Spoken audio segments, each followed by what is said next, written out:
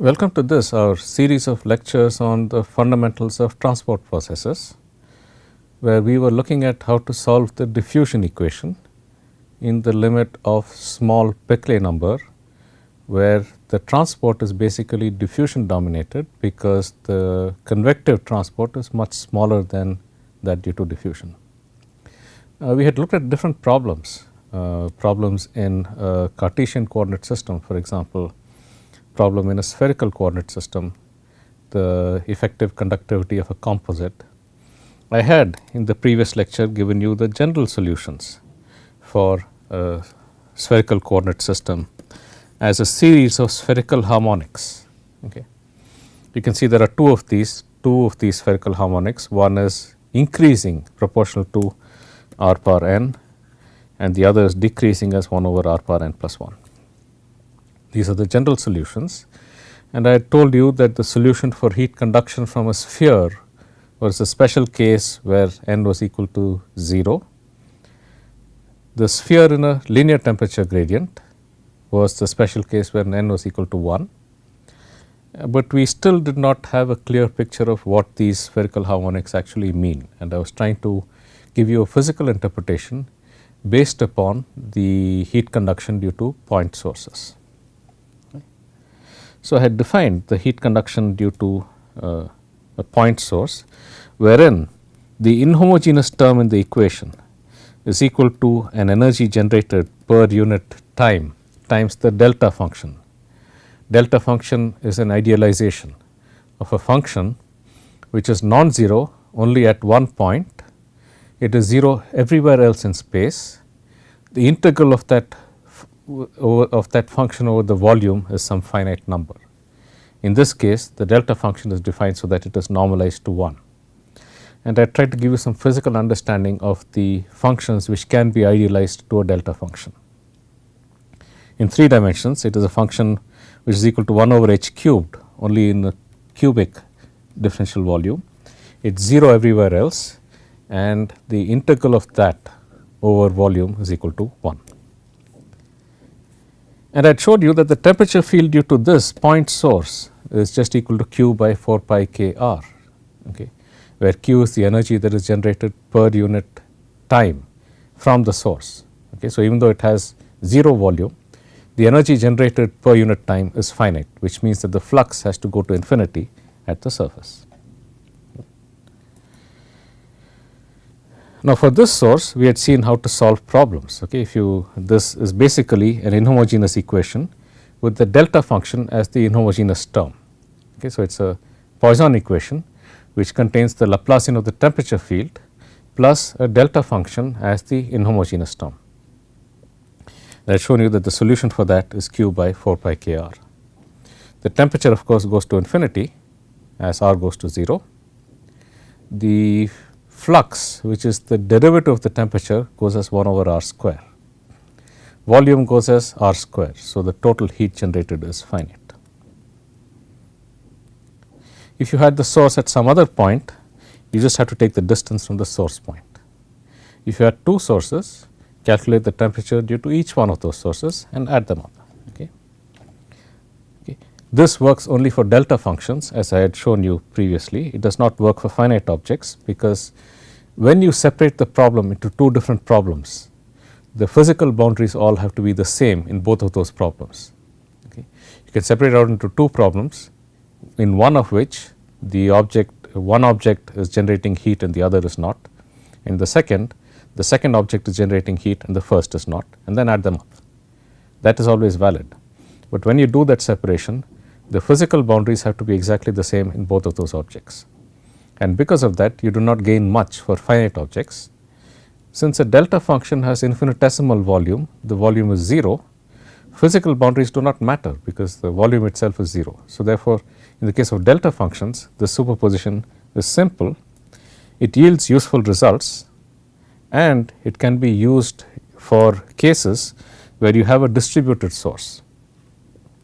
If you have a distributed source, you can separate that source into small infinitesimal volumes, okay, and the entire heat generated within that volume can be placed at its center, because the volume itself is going to 0. So, the heat generated from that volume approximates the delta function as the volume goes to 0. And then you can add it all up. You can find out the value of the temperature at a location due to each one of those sources, and in the limit as the volume goes to 0, this basically becomes an integral. Okay, it becomes an integral, and therefore, this is the solution for the temperature field due to a distributed source. And we had seen an example of how to solve that, okay, for in this case for a wire which is extended along the y axis. We had seen this is the source is now a source per unit length. Therefore, we had idealized it as two delta functions in the x and z directions, because it is confined to x is equal to 0 and z is equal to 0. This is a wire that is extended along the y axis. And we had seen that when the distance from the wire becomes much larger than the extent, it basically looks like a point source. The details do not matter. Okay. It looks like a point because the distance from the source is much larger than the extent of the source. In the opposite limit, you get a solution that is basically the solution for the diffusion equation, the Poisson equation in 2 dimensions, because the distance from the wire is much smaller than the extent of the wire. So, the wire effectively looks like an infinite object, because the distance from the wire is much smaller than the extent of the wire. Infinite object in 3 dimensions is effectively a point at the origin in 2 dimensions, okay, in this 2-dimensional case, okay, and we recover the solution in that case as well. Okay. So, we can do this for distributed sources, for point sources and so on. Okay. Real problems invariably have physical boundaries. Okay. So, how do we extend this for the case where we have a physical boundary? Okay. So, let us say that I had a boundary here, okay. I will call this as z is equal to 0, and I had a point source at this location, okay. Okay. And the distance, okay, of the point source from the boundary was L. Okay. And let us assume that this was an insulating boundary. Okay. There is no heat conduction across this boundary. Okay. So, this is an insulating boundary.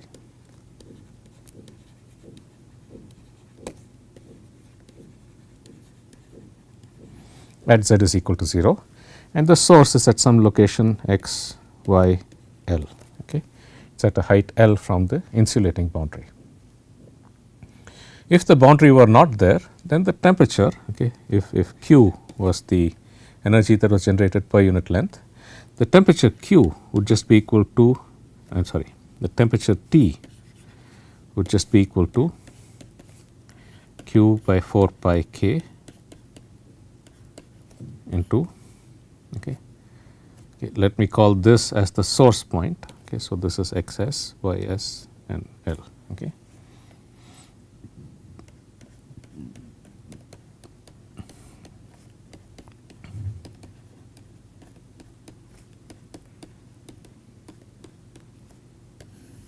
That would be the temperature field at a location x, y, z.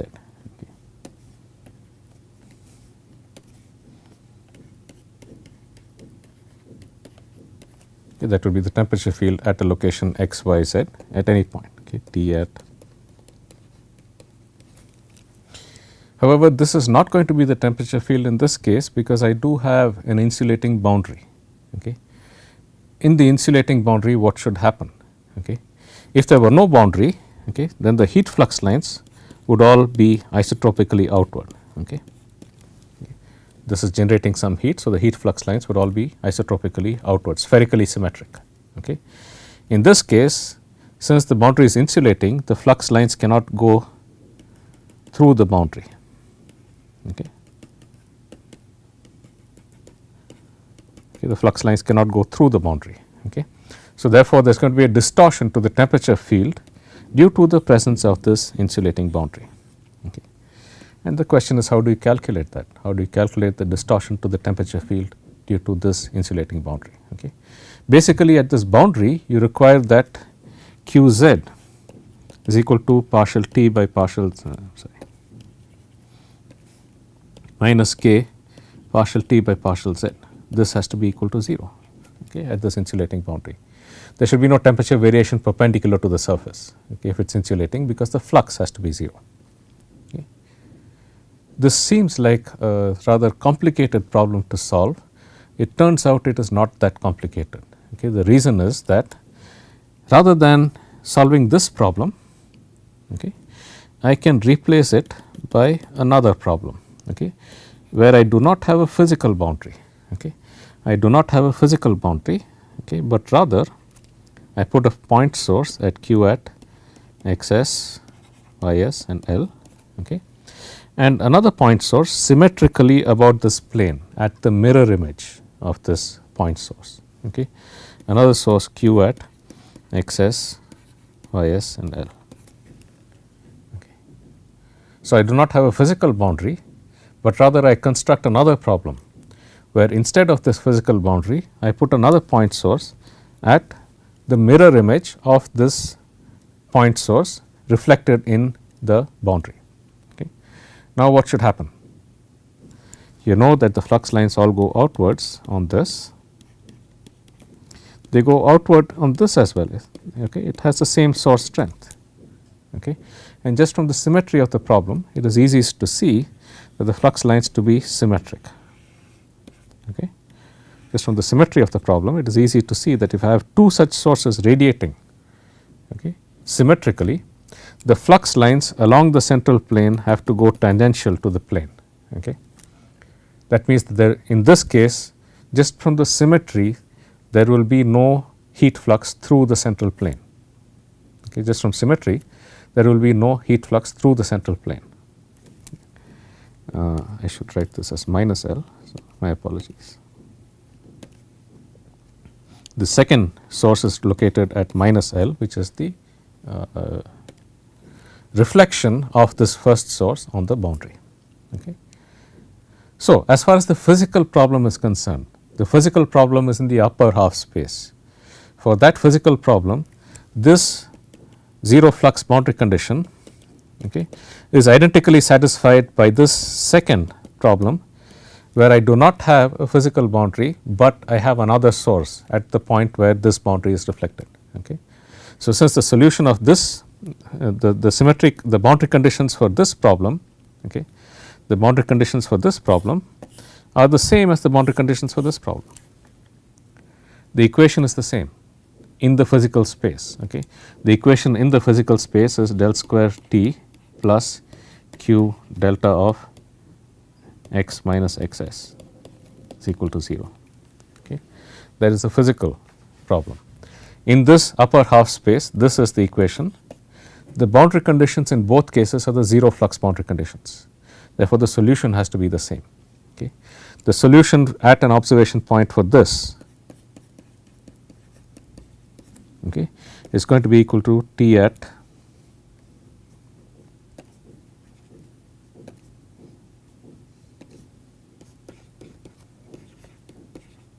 is equal to q divided by 4 pi k into x minus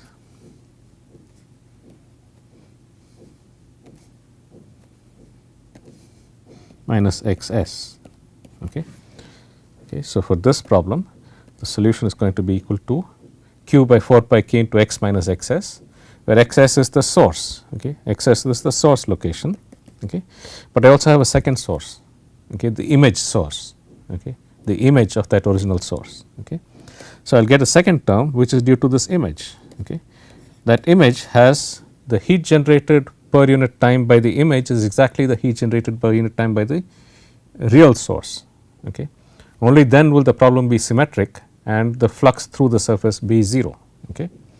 Therefore, I have a second image which is 4 pi k into x minus the image point.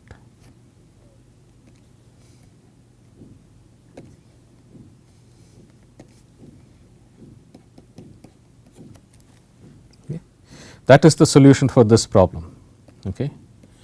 And since this problem has the same equation in the physical space as well as the same boundary conditions as this problem, that is the solution for this problem as well. Okay. So, I have a no flux boundary condition in the physical problem and the temperature field has to be calculated in the upper half space. I replace it by another problem which has a source in the upper half space and an image source in the lower half space, such that the boundary conditions at the surface are identical to the original physical problem. The heat conduction equation is identical because you have a source only in the upper half space. Therefore, the solution has to be identical. Okay. So, basically this problem of a boundary, I have replaced it by a problem where I have two sources in such a way that the conditions at the mid plane are identical to the conditions that I would have had at the boundary. Okay. So, this is called the method of images.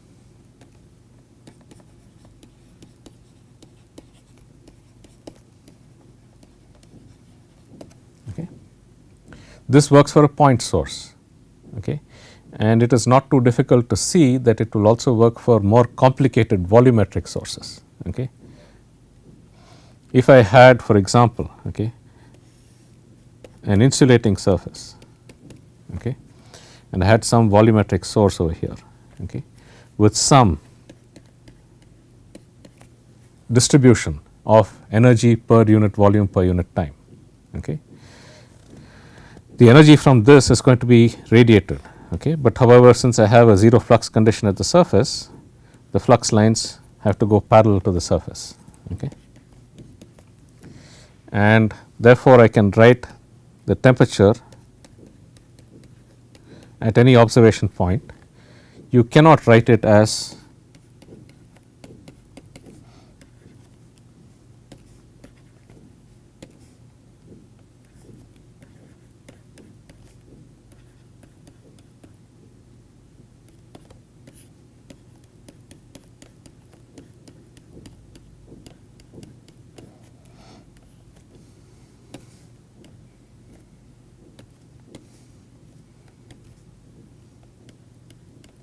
okay.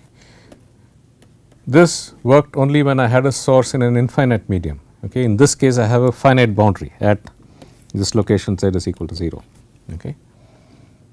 However, I can replace this problem, okay, by another problem where I have a source, okay, identical to this one, okay, identical to this one, which is generating heat,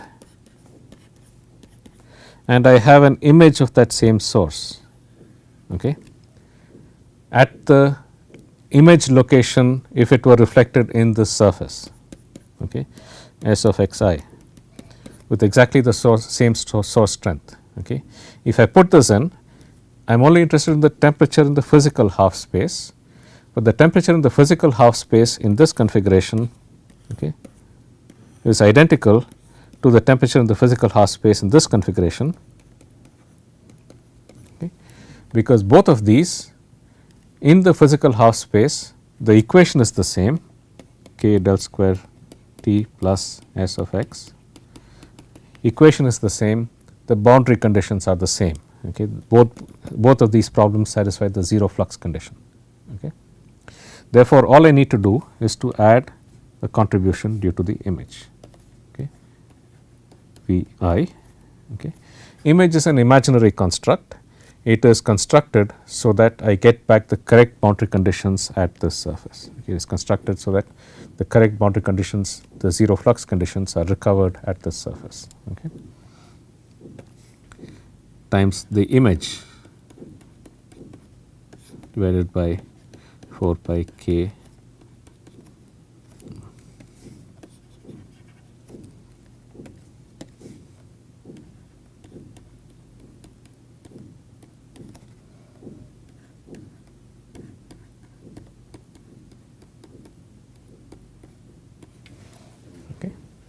So, this is now the correct expression because I have replaced the boundary conditions at this boundary by an alternate problem which satisfies the exact same boundary conditions at that exact same boundary.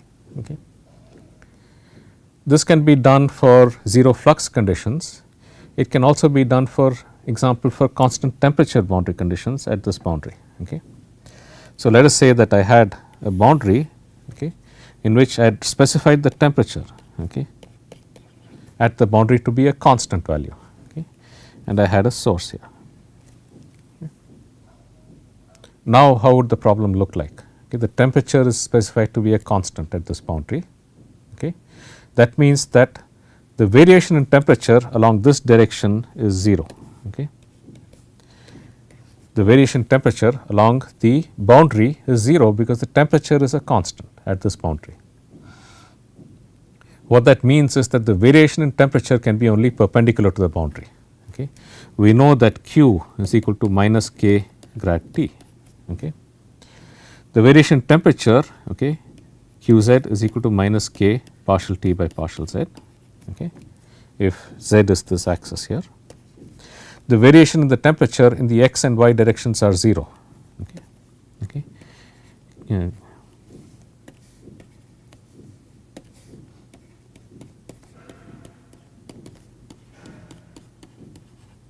Is equal to 0. Okay. The variations in temperature along the x and y directions are 0. That means that this is equal to minus K partial T by partial Z times Ez. Okay. So, the flux is perpendicular to the boundary. Okay. Flux is along the Z direction because there is no variation in temperature along the plane. So, the entire flux at all of these points has to be perpendicular to the surface. In the previous case, when there was a 0 flux condition, the flux lines had to be parallel to the surface. In this case, because the temperature is a constant along the surface, there is no variation along the surface, therefore, the flux has to be perpendicular to the surface. How do I solve this problem? I have a point source here Q at the location source location. I can replace it by an alternate problem, okay, where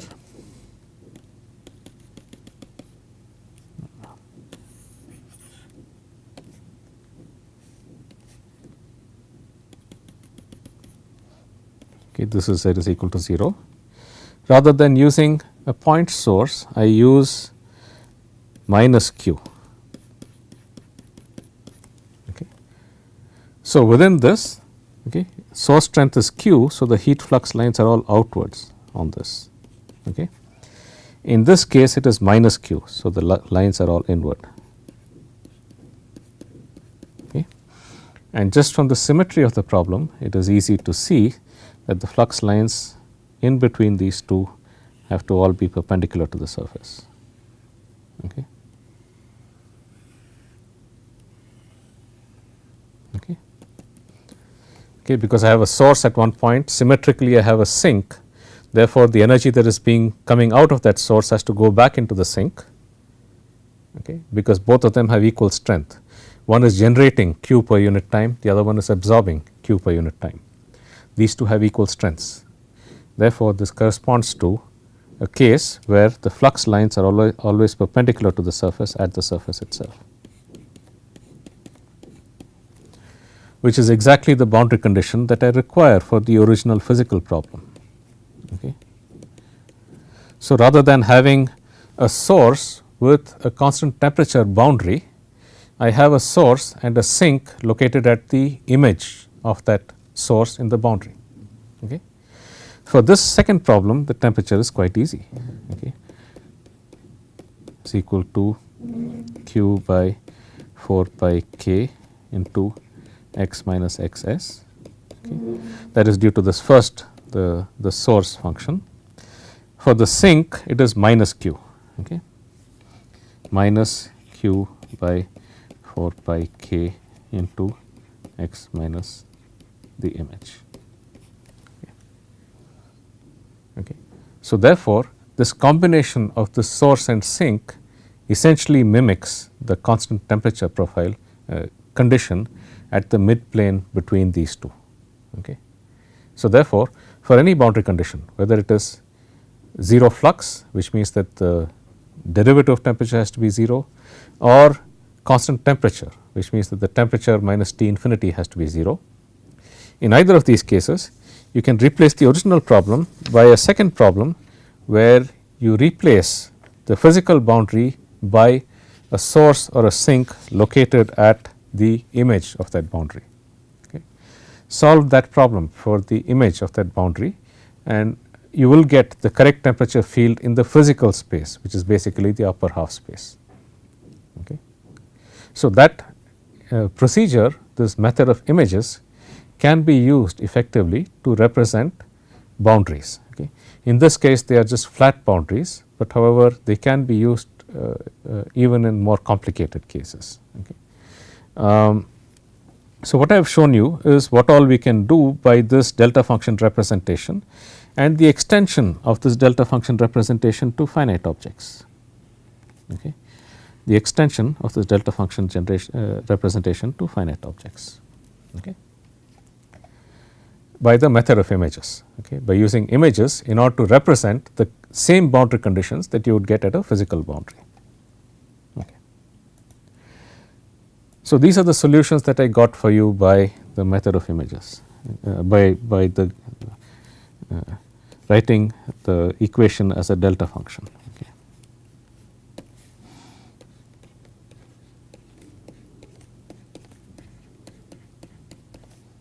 Okay.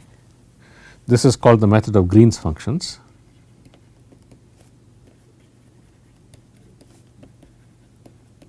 Okay. The solution for that, t of x is equal to integral, okay, dv prime s of x prime divided by 4 pi k into x minus x prime. Okay.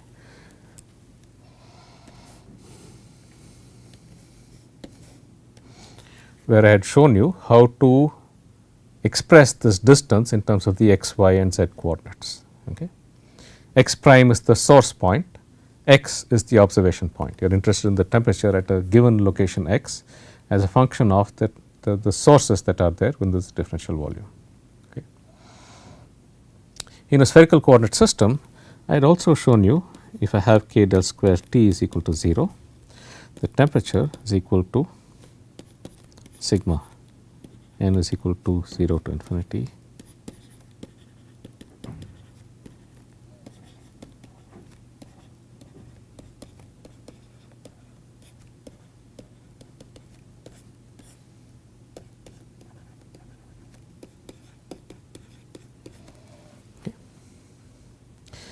For n is equal to 0, I had shown you that the temperatures is equal to q by 4 pi k r. Okay, I had shown you that for n is equal to 0, the solution is the same that I got for this delta function. Okay. So, this is the solution for k del square t plus q delta of x is equal to 0. Okay. A specialized form of this particular more general equation that corresponded to n is equal to 0, in which case m was equal to 0. What do the other terms mean? What do the higher terms mean? Okay. How can they be understood in this context? Okay. That we will continue in the next lecture.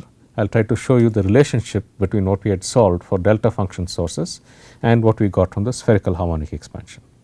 Okay. So, we will continue that in the next lecture. I will see you then.